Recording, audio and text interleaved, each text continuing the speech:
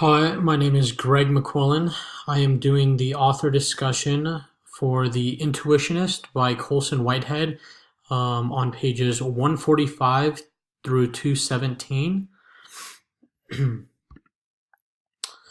So, some background information on Coleson Whitehead. Coleson Whitehead was born in Manhattan in 1969. He is the author of The Intuitionist, which was his first novel. He graduated in 1991 with a college degree from Harvard College. He is married to his wife, Julie Barrer, who he has two children with. He became a teacher at many different universities. In 2016, Whitehead won the National Book Award for Fiction and in 2017, he won the Pulitzer Prize for Fiction. The Intuitionist. Some background information on The Intuitionist. It takes place in an unnamed city described with skyscrapers or big buildings. The unnamed city is kind of similar to New York City during the 1930s to the 1940s. The main character, Lila May, is hired as an elevator inspector who uses intuition to make sure they are able to run okay. She is the first colored female elevator inspector in the city. She is blamed for an accident with an elevator and tries to find out who sabotaged her.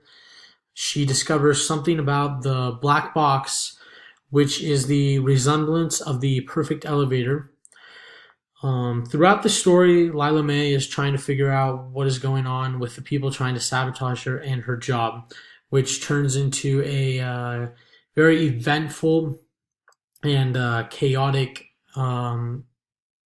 life for her, described in the novel while reading this section. So for pages 145 through 217, it starts off with the funicular follies, which is an event all elevator inspectors are invited to. It had music and attractive dancers who were also in attendance in the scene. In this section, Lila May has snuck into the event by dressing in catering attire as if she was working in the kitchen. She is seemed to be invisible as no one is able to recognize her. When at this event, Lila May receives a note from Natchez that he has a surprise for her.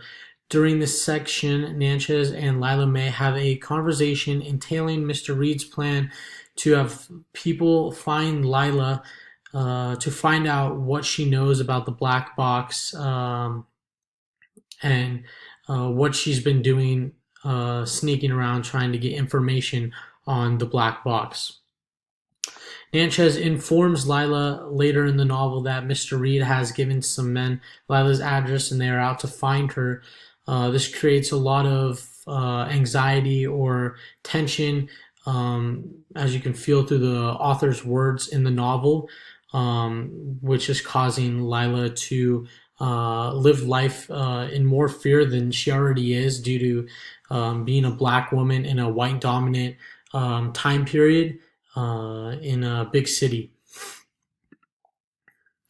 Later, Lila goes to the bar with a rich guy to have some drinks. They end up sleeping together. This causes the main character, Lila, to really feel attached to this character. But she ends up trying to get herself out of, being attracted to him and telling herself that it didn't mean anything, trying to avoid getting too attached, but also can relate to her not feeling comfortable with herself, being too shy and introverted. She tries to avoid situations and doesn't like to be in situations. Lila refuses to clear her name from the rumors after meeting with Chuck. When she finds out about the rumors that were being spread about the black box, she finds out that Fulton was once a colored man which changes her whole depiction and demeanor towards him. She finds out about how intuitionists are going to become more important and how they are sabotaging them in a way to save themselves and their own jobs. In the novel, Natchez says, "When I hear them talk about the future, but it's our future, not theirs. Show them downstairs and the rest of them that we are alive." This is connecting to a deeper meaning in the novel, starting from the very beginning to the end, as they are trying to build a better future for African American or Black people in this society, trying to become more equal and have more equal rights in their lives.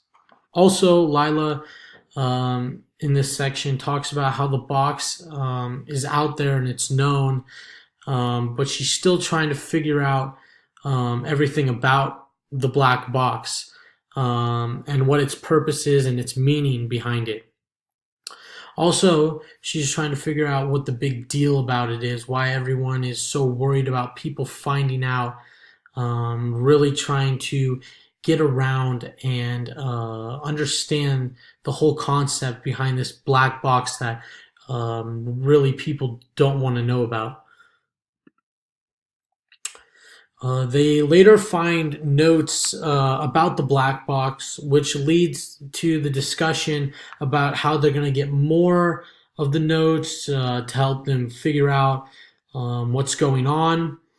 Later in the novel, two guys named Jim and John end up attacking Ben while allowing Lila to get away, which causes more conflict between races and the time period, and goes all together with other symbols, themes, connections that will be discussed later.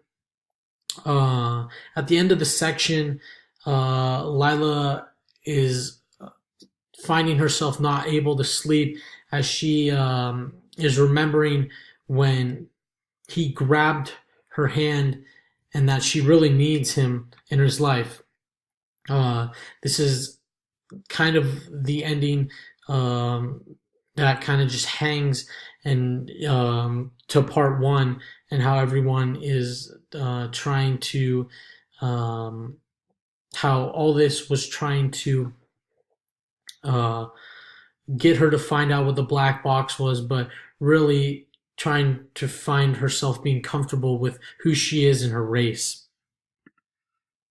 Some symbols and themes that I was able to find were vertical, racism, spying, mobsters, and futurism.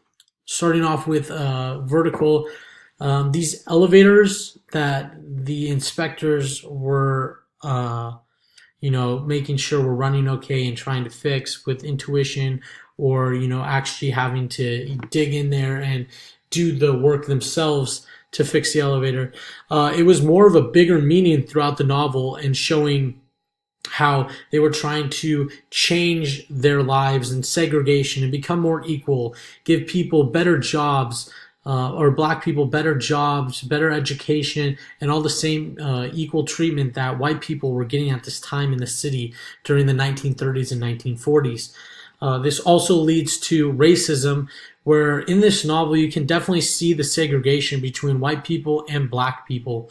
They ultimately show how Lila is really the only woman that is a Black person that is a elevator inspector, which was very uncommon in this time. And it's showing how she's trying to go to every limit to build a better life for African Americans and Black people, and raise the bar. Spying was another one. Spying and invisibility, I would say, throughout the novel. One scene, Lila May is going to the Follies event, and she is able to pretend as if she was a caterer or a cook, and people don't really recognize her due to that. And she also goes throughout the story trying to find out what this black box is, spying on people, finding notes, doing all this other stuff to help her figure out why they're sabotaging her and why they would do this. Even confronting people. She confronts Pompey later on in the novel as well, about these issues and why it's such a big deal that she's colored and why they're trying to ruin her and possibly the whole African American society and culture. Mobsters were included throughout this section, as they were mentioned in scenes.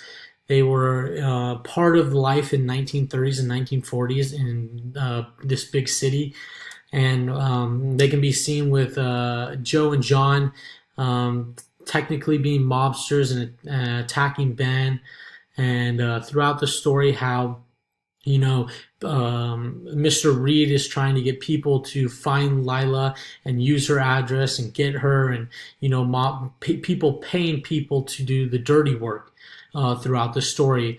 But in this story, that mobsters connect to racism in the way that it's white people going after the African American or black people because they don't want them to be equal as them. Is the depiction or connection that is being made throughout this novel. And lastly, futurism. This whole storyline is kind of making its way to how they are trying to better their futures and how these elevators are going to benefit and make the future better, but they're also going to make segregation no more. They're going to make they want to make black people equal, and it's trying to lead up to everyone having equal rights, equal education, equal jobs, and just overall equality with black and whites in America in the 1930s and 1940s. Some connections I had made, one big one was the connection from the Coleson Whitehead's novel, The Intuitionist, and Coleson Whitehead's novel, The Underground Railroad. The connection I made while reading The Intuitionist by Coleson Whitehead would be the novel tends to have a lot of similarities with The Underground Railroad, but while they're also very different. The Intuitionist is more in a bigger city, almost described as like New York City in the 1930s and 1940s, where the Underground Railroad was a time of, slavery and people traveling to get off these plantations and running away to be free and equal as white people were at the time.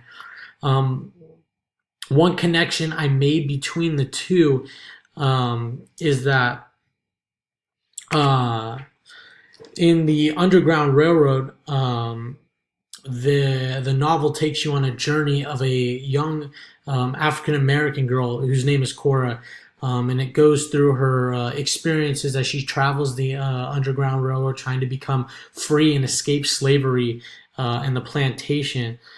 Both of these novels' main characters are African American females who are trying to escape the world of segregation and who want to be free and treated equally as everyone else, no matter your skin color or race.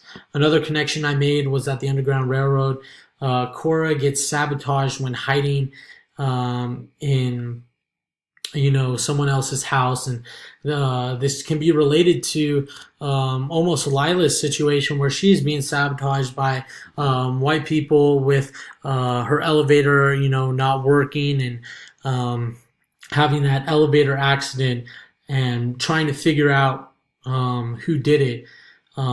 Is the way they differ, mostly because after Cora is sabotaged, really there is not really her searching and why. She kind of understands already why, but as Lila is trying to figure out why someone would do this and trying to figure out what is right for the future of African American and black people to end segregation.